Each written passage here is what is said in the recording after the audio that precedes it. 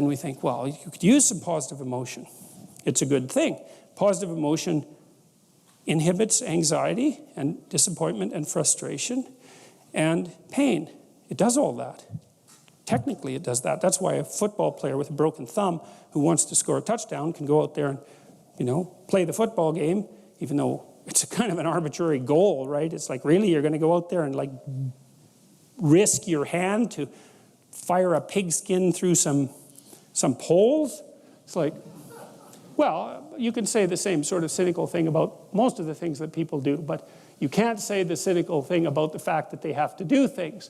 So you have a point, you have your aim, you have your ambition, and then that's what turns the world into a potentially positive place. And here's the kicker. This is so cool. The higher the aim, the more the positive emotion. So that's you think, well, why should I bother? Why should I bother doing something lofty and difficult? It's like, because it's worth it. That's why. Because the alternative is stupid suffering. Because really, because what happens is, like, you don't need a framework in order to suffer. You can just lay there day after day and suffer, right? That's easy. So that's the default condition. If you don't have a lofty ambition, then you suffer miserably.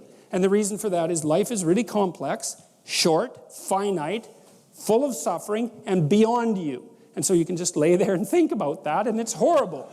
And so that's not helpful. It's just not useful. And so, people often say life is meaningless. It's like, no, it's not. That's wrong. Because if it was meaningless, that'd be easy. You could just sit there and do nothing, and it wouldn't matter, right? It'd be like you were like a lobotomized sheep. It's just irrelevant. But that isn't what happens. When people say that life has no meaning, that isn't what they mean. What they mean is, I'm suffering stupidly and intensely, and I don't know what to do about it. Well, the suffering is meaningful. It's just not the kind of meaning you want. So how do you get out of that? You note the baseline of suffering, which is very, very, very, very high. And then you say to yourself, okay, I need to do something that justifies that. And that's not so easy, because the baseline for suffering is high. If you're going to make something of yourself, let's say, so that it's worthwhile to exist in the world, then you have to aim at something that's so well structured that you can say, yeah, earthquakes, cancer, death of my family, dissolution of my goals, ultimate futility of life, and the heat death of the universe. Hey, it doesn't matter, it's worth it. All right.